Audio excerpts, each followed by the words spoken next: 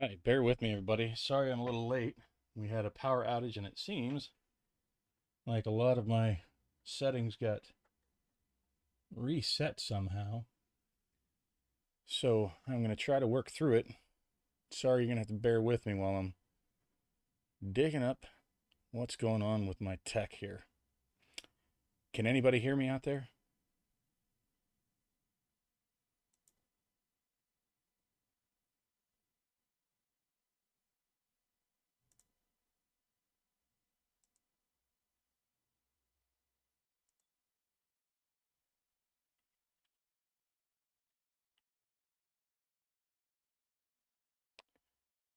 I'll explain what the technical issue is that I'm having. I am trying to use Droid Cam, but it is not happy with me at the moment. I don't know if you necessarily want to see my face, but I'm trying to. So let's just start discussing what it is I'm actually going to do here today. I am going to go through my binders, at least some of them.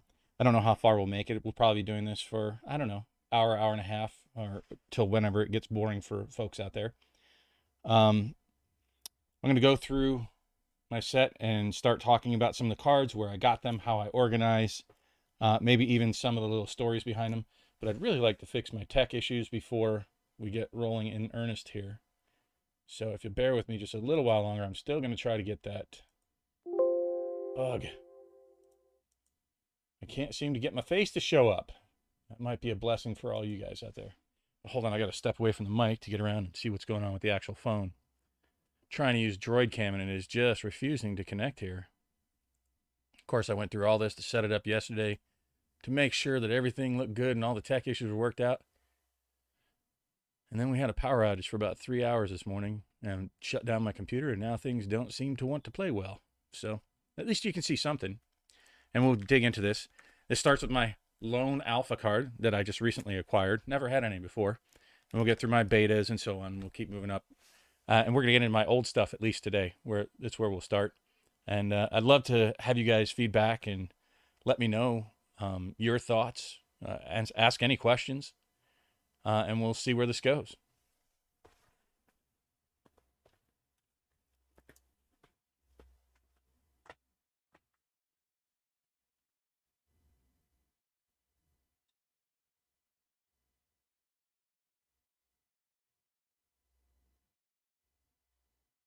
Okay, that's not a good sign.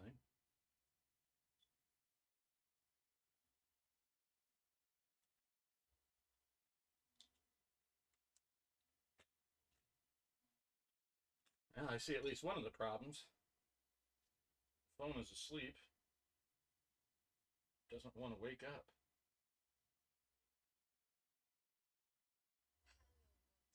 Yeah, hello, Moto, yourself. Okay, what's going on here?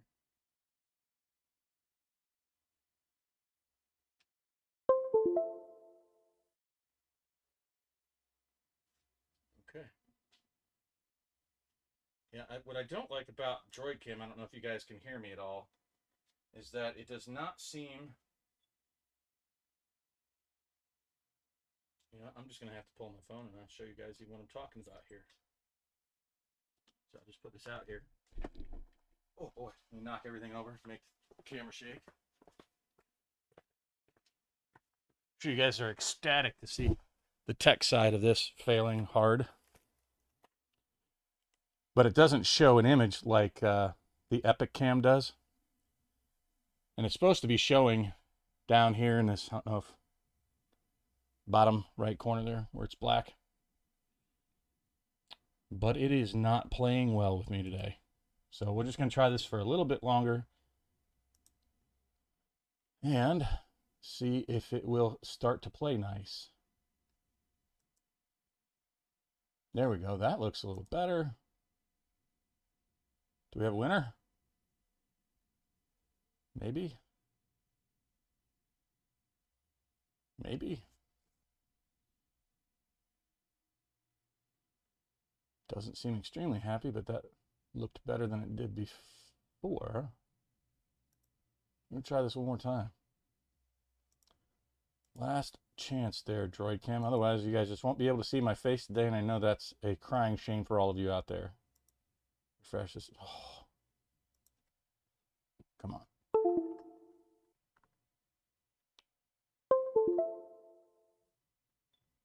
We got a ding. And if this does not work, you are gone.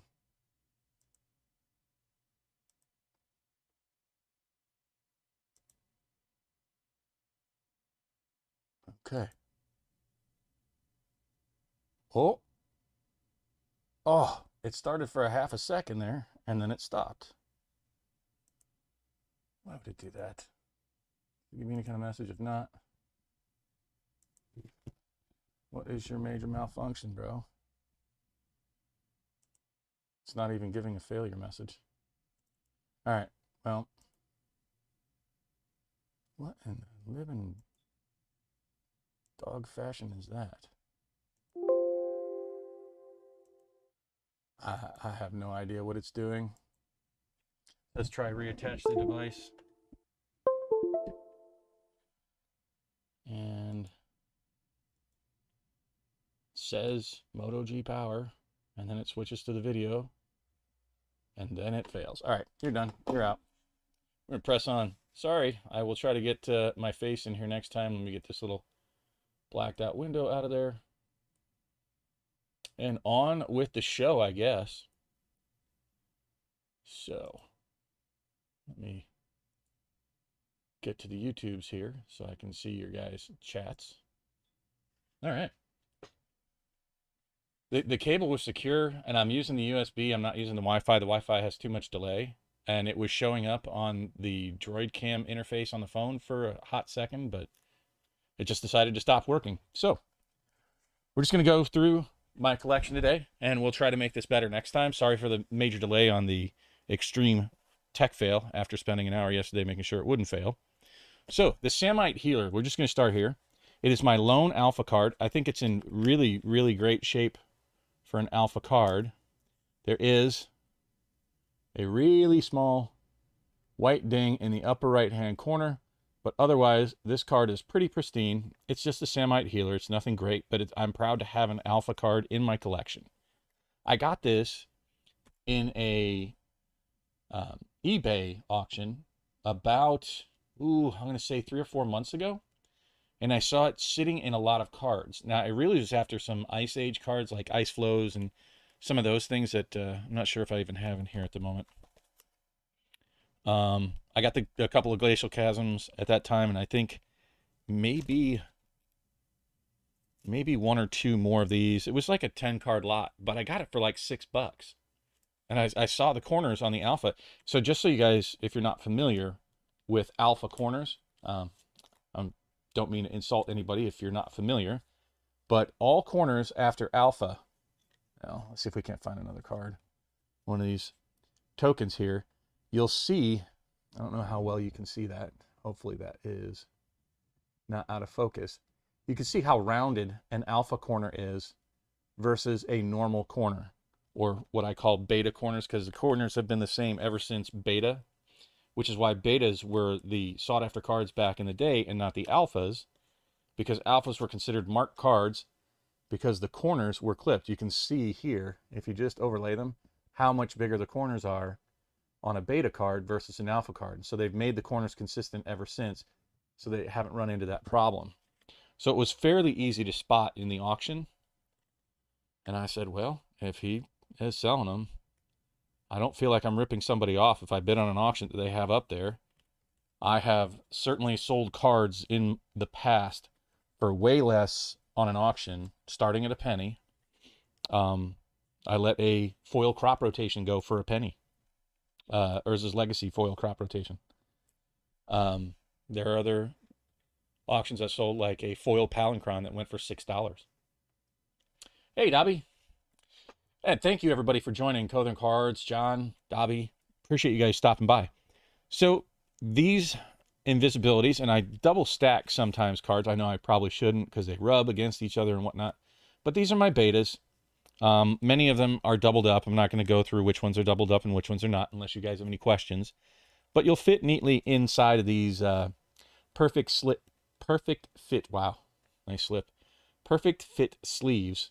You can fit 2 without it busting the seams or stretching out the sleeves too much. And I like to put them in sleeves before I put them in the binders, and I'll explain why. I put some binders in storage, not just Magic cards, but other cards, for long-term storage. And I don't know whether it was oils on my hands over the years or what exactly caused them to stick to the plastic face of the sleeve protector here.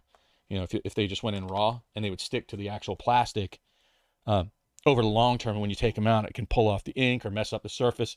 So what I've started doing now is for every card that I want to make sure that it doesn't get messed up, I put it in one of these little perfect fit plastic sleeves before I put them in my binder. Now these twiddles I've had for years and years. All this alpha and these 2 sets of beta commons I got recently, just because I'm trying to plus up my beta collection. Those are recent additions. The twiddles I've had for years because it's my pet card, and if you've watched some of my streams, you'll see that I've done things like I printed up a poster of a twiddle. There's like a 2 foot by 3 foot poster upstairs. So I've talked about pet cards before. Twiddle is mine. I love the art, and if you're not familiar with the art, I'll try to get one out of the sleeve here and show you up close.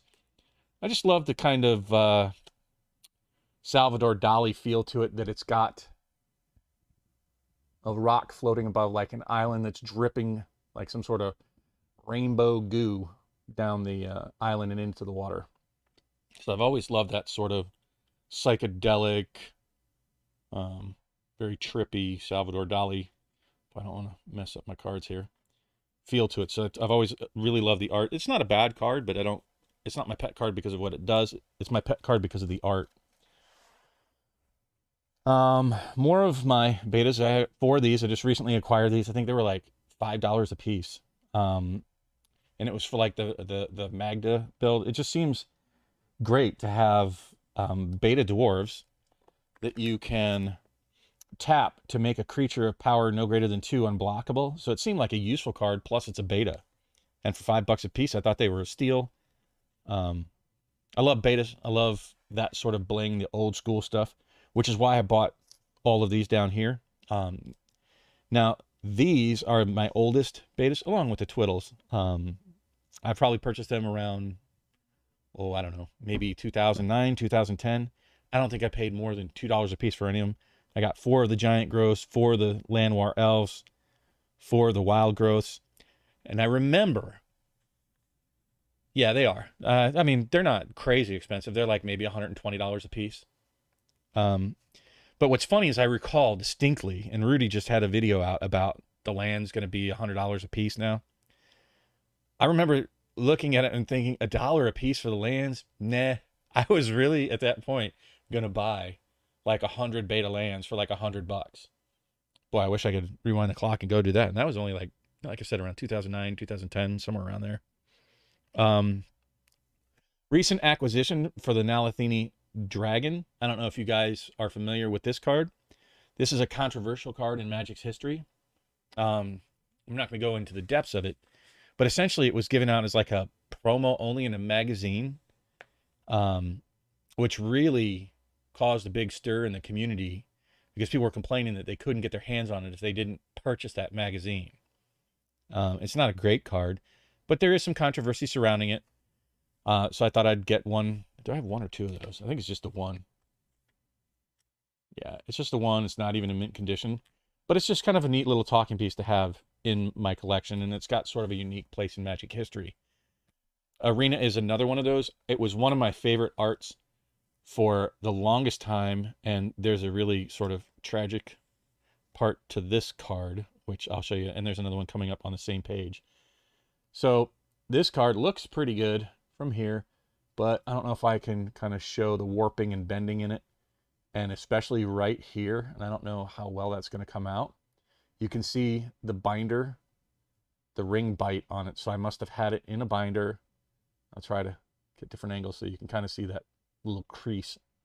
Sad face. It's not a really expensive card, but if you haven't seen the art, I think that's amazing. And this kind of goes well in a fight deck, actually. If you have any kind of fight deck where you have like death-touching creatures that you want to have them fight each other, this is a fantastic card for that. It's a land, so it's kind of unique.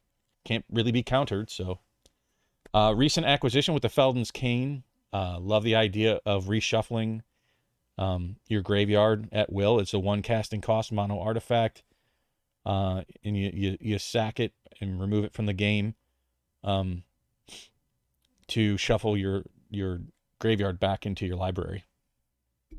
So, this is the other tragic card. This could be an expensive card.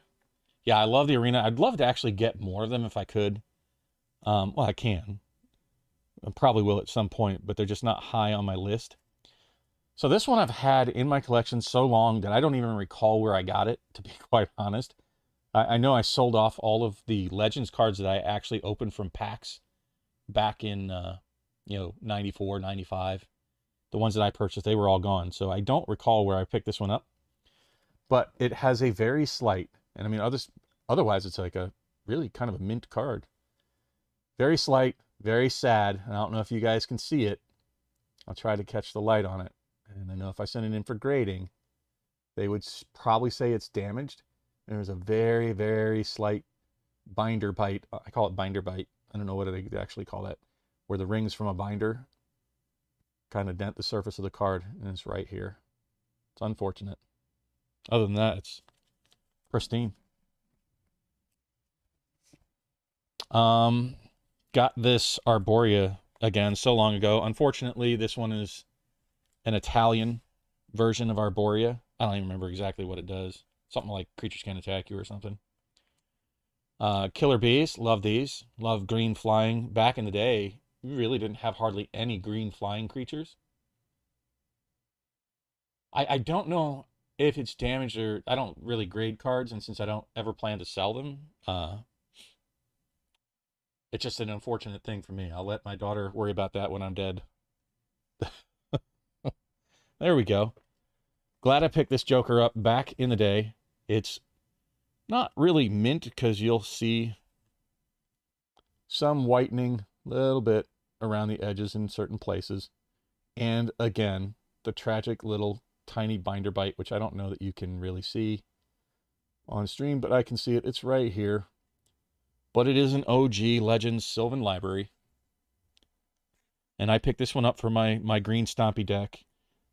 Sylvan Library has really been a great card for its entire history. So if you don't have those, get some playable copies. If you intend to stick with the game and actually play, it's an extremely playable card. First deck I probably ever designed on purpose was a fungus deck, a Thallid deck with all kinds of spore counters. And these are kind of my leftovers. I got like 6 copies of them in the Elvish Farmers. I have a whole bunch of like Thallids and stuff in my common and uncommon storage. But this is all mainly rares and mythics in this binder.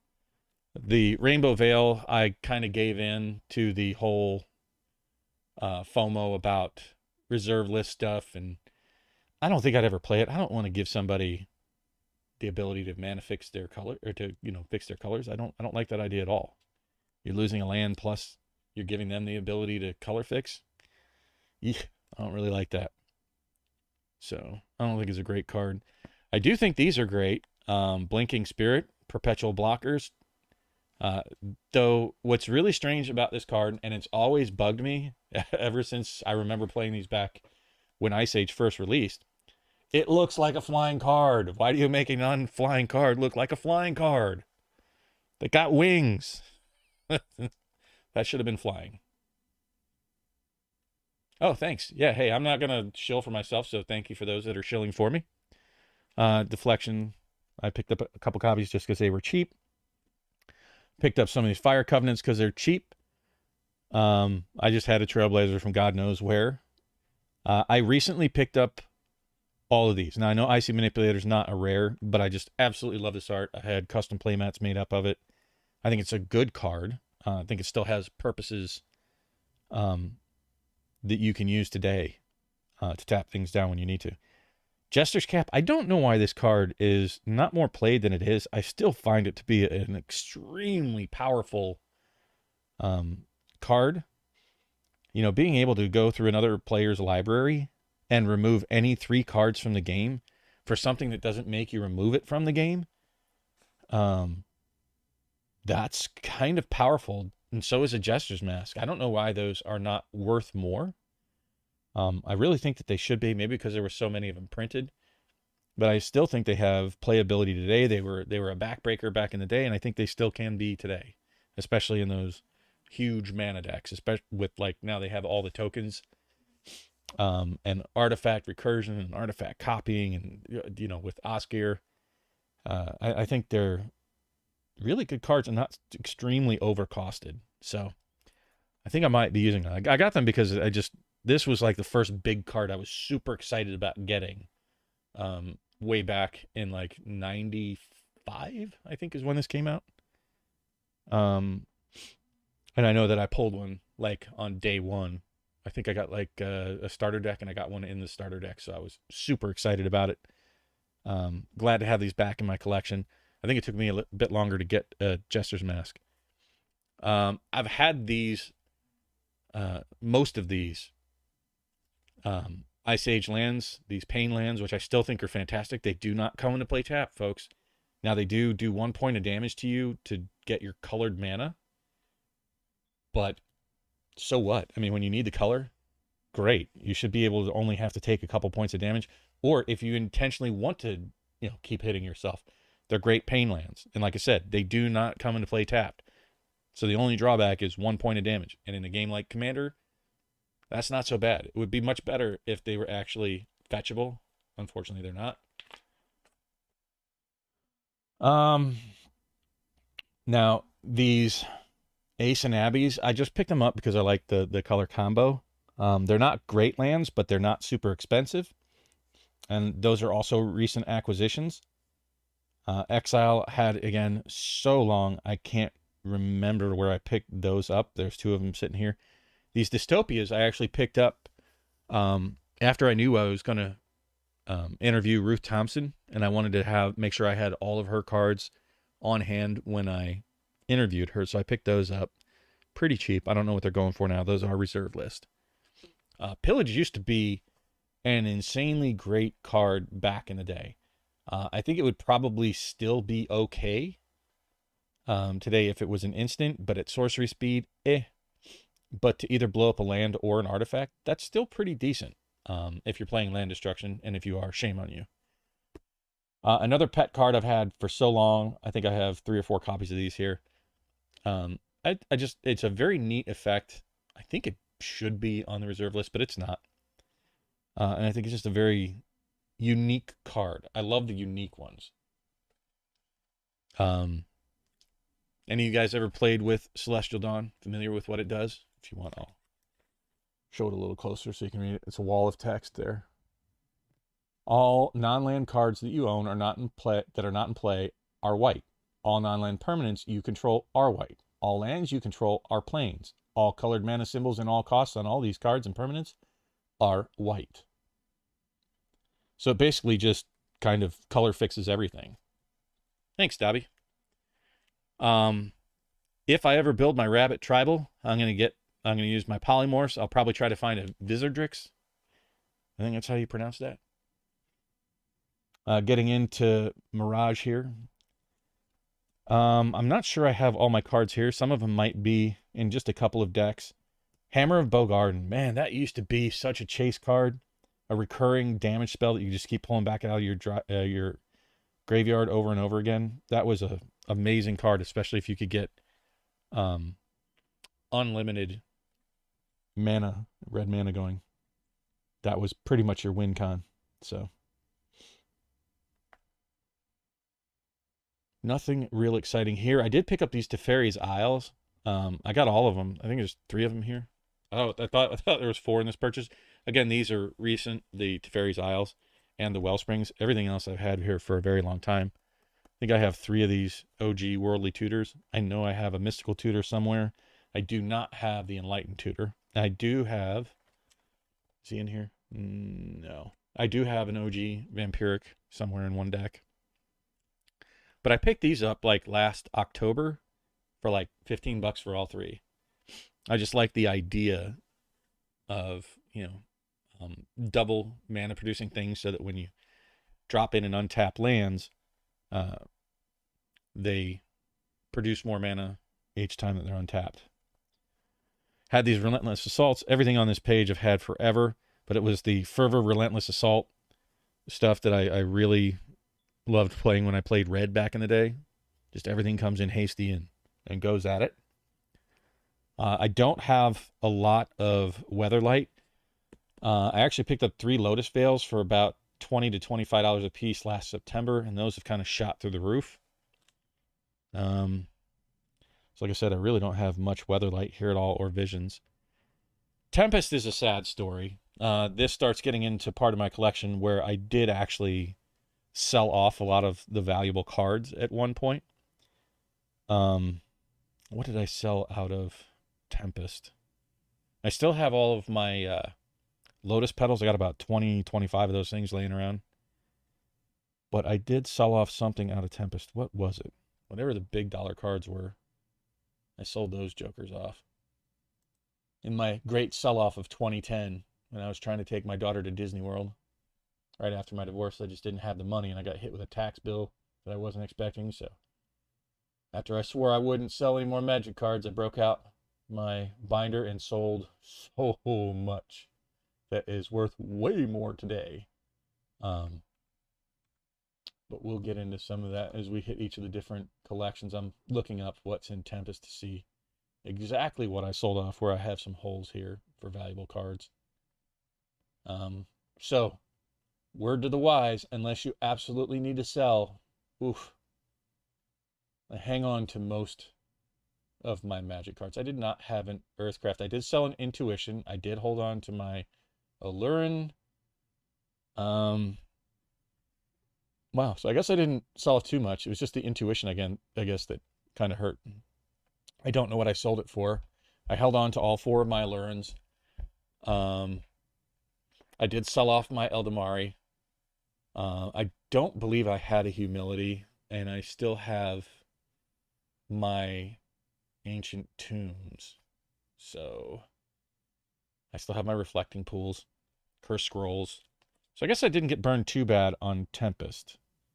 Yeah, I still have all my Ancient Tombs and Reflecting Pools. I think I have one in a deck. And I recently, so these are the only like recent acquisitions from Tempest, are these, I don't know if you can see it. I love the pre-release cards that have the old pre-release, and this is the actual very first pre-release promo card, was the Dirt Cow Worm. It's not foiled. And now we get into more of a sad part of the collection that I definitely did take a bath on. And that gets into Stronghold here. There are... Oh, I did get some new acquisitions. So I will say this for a hot minute. I only had 1 Dream Halls before this whole craze.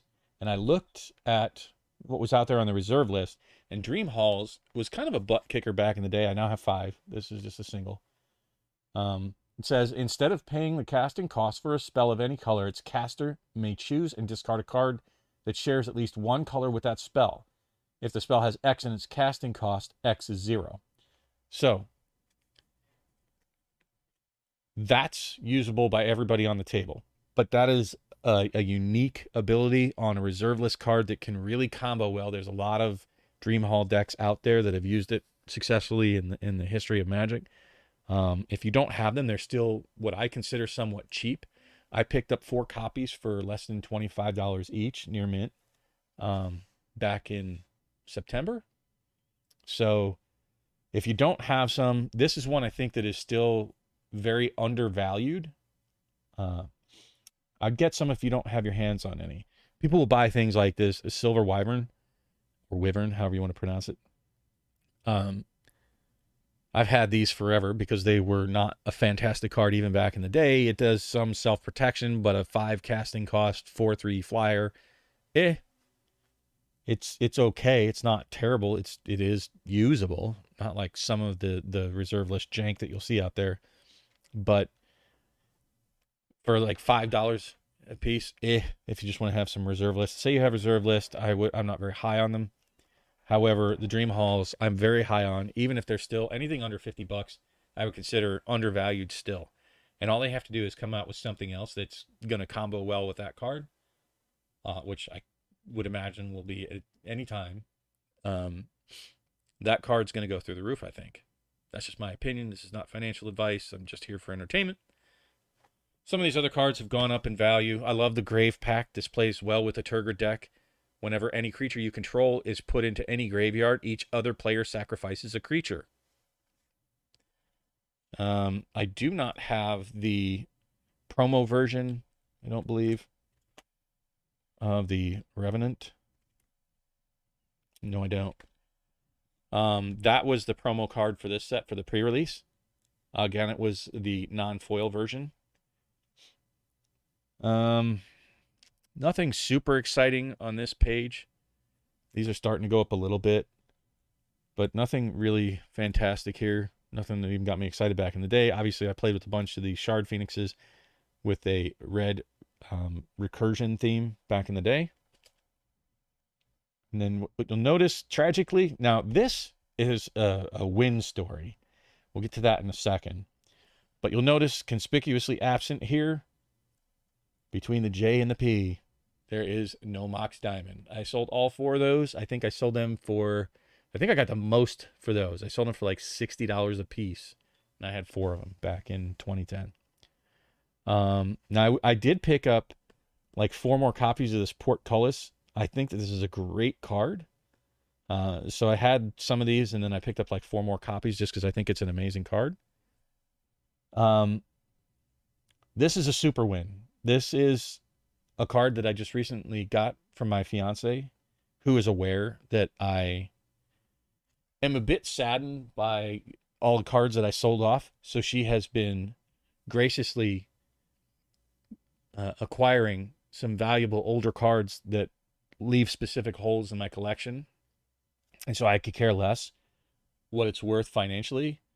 It'll be one of the last cards I would ever sell or get rid of, and we'd have to be in very dire straits for that to happen. So never going to leave my collection. Has extra special place of privilege in my collection that she's not a Magic player, understand.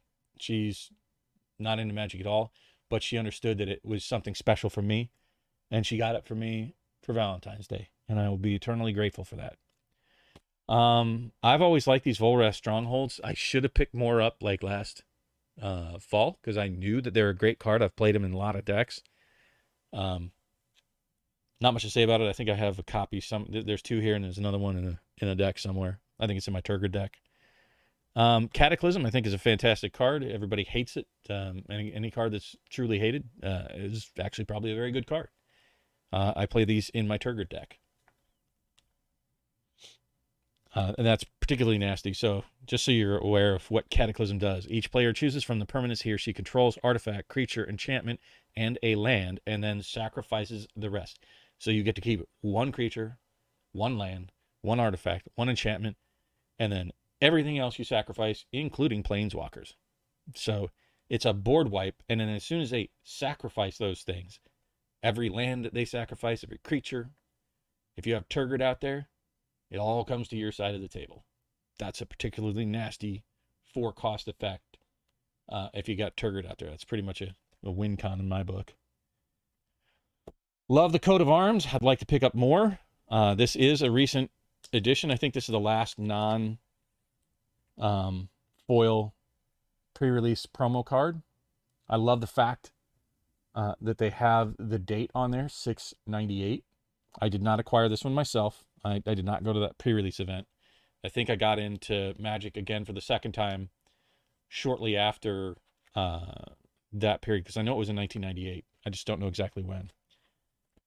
And that is it from Alpha through Exodus.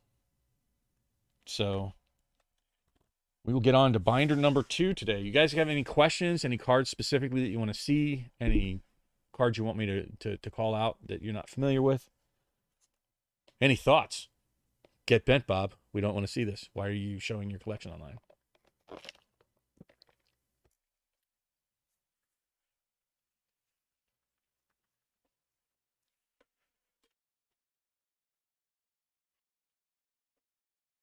All right, then. I'm going to assume that you guys are all enthralled with what I'm doing here and press on to one of my better binders. I am a Rudy fan. A lot of people talk trash about Rudy, so let's talk about this for a quick second. I absolutely love this playmat. Yeah, I know it's a flesh and blood playmat, but I rarely break this thing out. I'm not going to play on it because I don't want to damage it. I just broke it out for putting on stream. I kind of like blinging out my stream background with fun or unique playmats. So yeah, I do like Rudy. It would be nice if looks like got a new sub. Is that Guillermo? I thought Guillermo was already a sub. Maybe he fell out of favor and he likes me again. I don't know. But he takes a lot of heat, Rudy does. I don't care if he's shilling. I don't care if he's trying to push a product.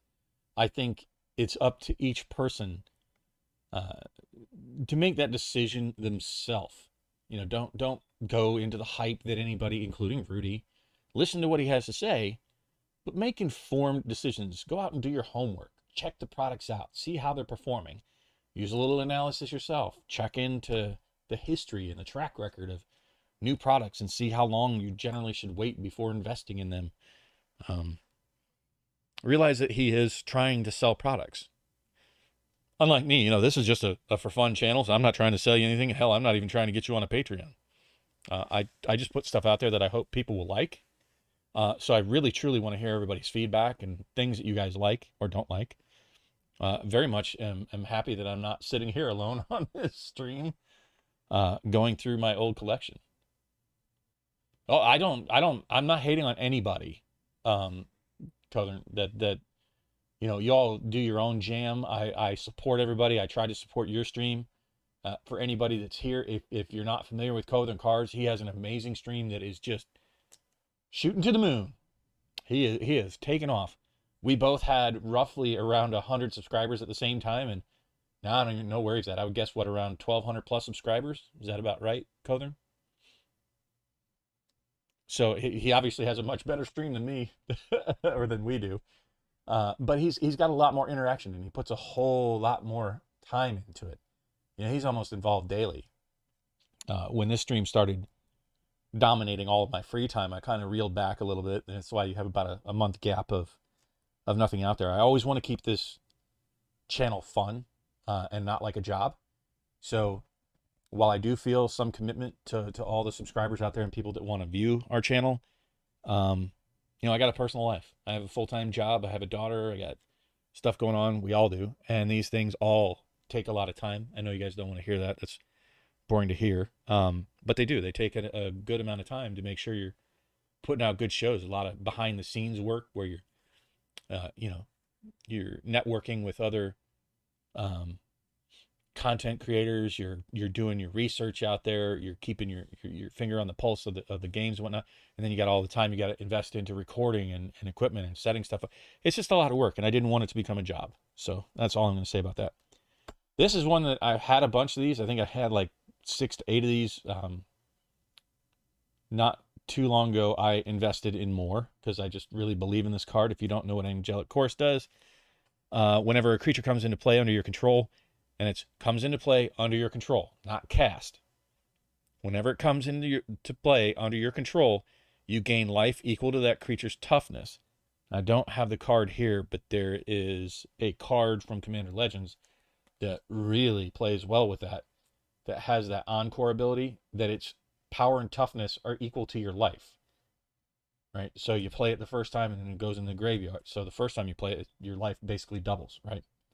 And then when you encore it from the graveyard, your life is going to double again, and then again, and then again for each copy that you put into play. And then you use things like Aetherflux Reservoir to just blow people up. Catastrophe is another one of those blow everything up cards. It's a pretty good card. I'm not really even sure what all cards are on the reserve list out of this set. Thankfully, I'm happy to see almost all these cards that I kept in my collection, and almost every one of these has at least 2 copies sitting behind these. I was heavy into Urza Saga back in the day, and I kept most of them except for the high dollar ones, unfortunately. So I'm going to get to a couple of cards. Okay, this is an interesting page. So this card gets my vote, and obviously I unfortunately pulled a lot of copies of these back in the day. There's 8 of these sitting here. I think it's the most worthless Magic card in history. Prevent all damage to you from a land source. Wow. I don't even think I would put that into a sideboard. And that was the rare. I remember opening those packs in the day when you would get a Rune of Protection land. And that was sort of like just a very feel bad experience way back in the day. Now, I did recently go pick up a bunch of these Sarah avatars. Don't even know why. But they are another card that plays very well with these angelic choruses. It's another one that's equal to your, its power and toughness are equal to your life. So as soon as you put it into play, you basically double your life if you have the angelic chorus into play. Worship, always been kind of a busted card. If they don't have an answer for this, and you can keep a creature in play, yeah, you're not going anywhere. That game's going to stall for quite a while. There are 2 sitting here in case you're curious. I didn't get rid of those back in the day, thankfully. That's like the biggest dollar card I did not get rid of back in the day. I did sell off all my Morphlings, so this is a replacement that I did get for myself last summer, I want to say. Still not worth all that much. I don't know why I didn't sell off Time Spiral, but there's only 1 sitting there, unfortunately.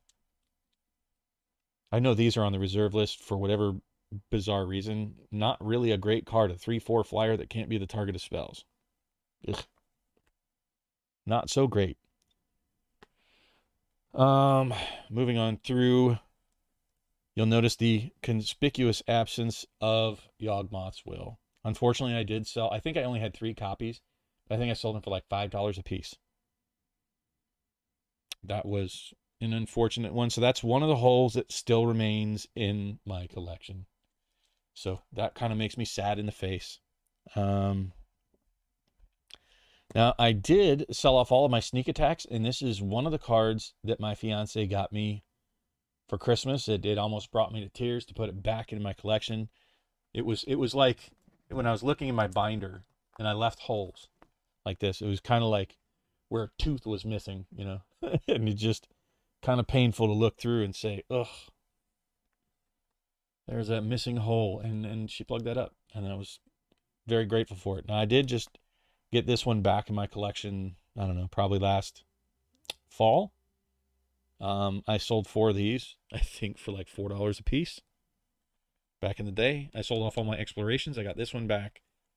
Again, like I said, last September, I seemed to be buying things for some reason when I got back into it. I did just recently pick up a whole bunch of these Sporogenesis. I don't even know why. Again, I seem to like those fungus tokens. I've never been a strong deck, not even back in the day. On to the artifacts. So I did have all these lifelines. I really want to pick up more. Wow, I only have 2 cards. Oh, that's interesting. Very interesting. Thought I had more of those. And apparently I only have 2 cards. I know that these are both reserve list. I think Lifeline is still a powerhouse card. It was strong back in the day. I think it's still strong now. Goes in a whole bunch of decks where you want to, I don't know, use sacking and bring creatures back into play for some reason. That is a reserve list. I think they're still kind of low in price. They're a reserve list card that is definitely usable and within reach. Any card under $100 I still think is very reachable for the reserve list. And these are well under it. You can probably pick up a decent copy, like a light play, for maybe around $35 to $50. Probably a near mint to mint, I would say, is a $50 card if you shop wisely.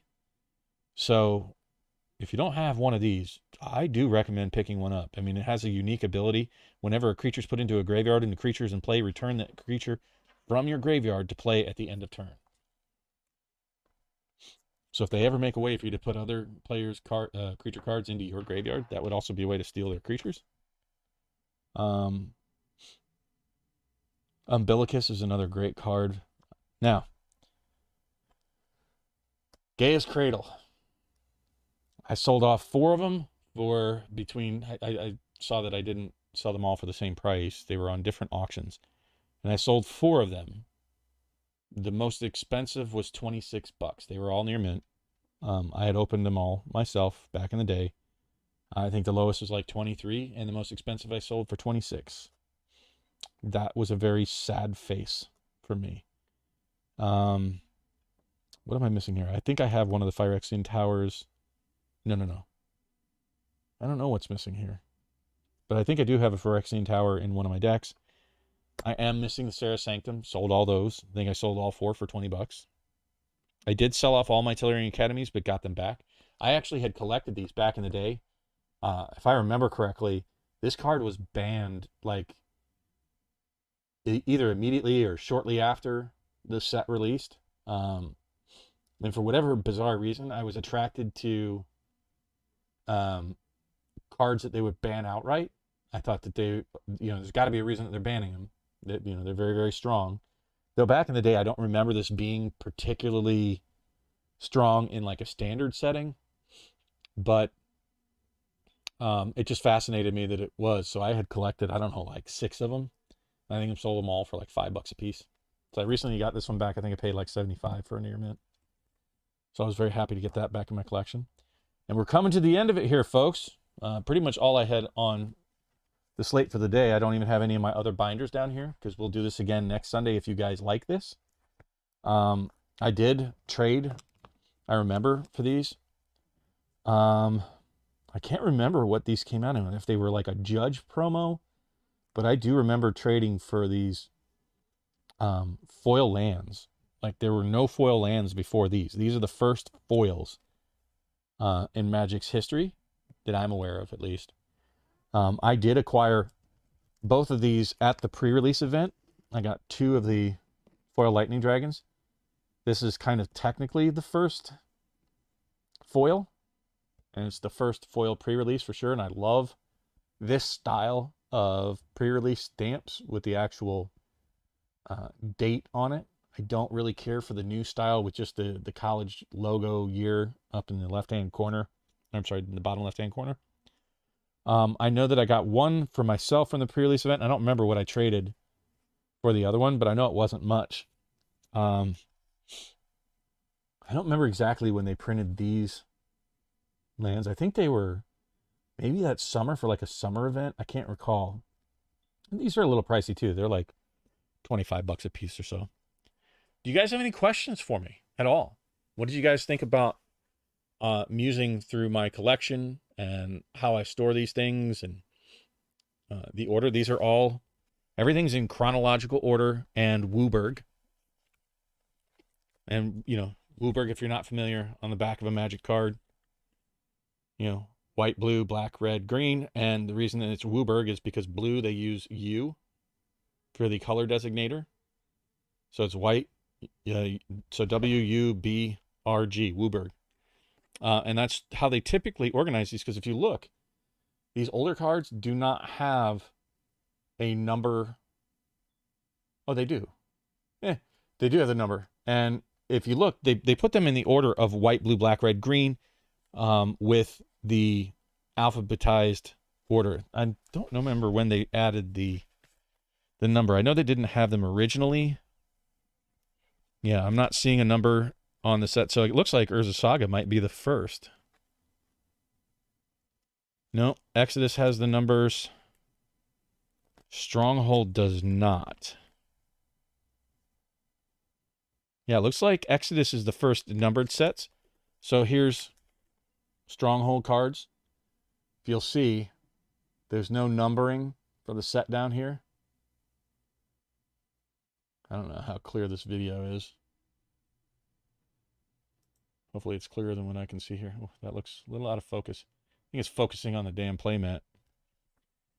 That kind of sucks. Oh well. Very sorry about that.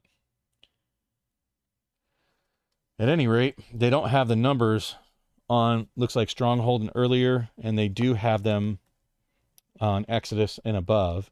But even all my old sets, it's white, blue, black, red, green, multicolor, artifact, then land. Yeah. Green, multicolor, artifact, land. Oh, you guys couldn't see that. It was off screen. So yeah, like Ice Age, light blue. Obviously, I don't have red, black, or red. Green, multicolor, artifact, then land. So Wooburg, and then I go in that order.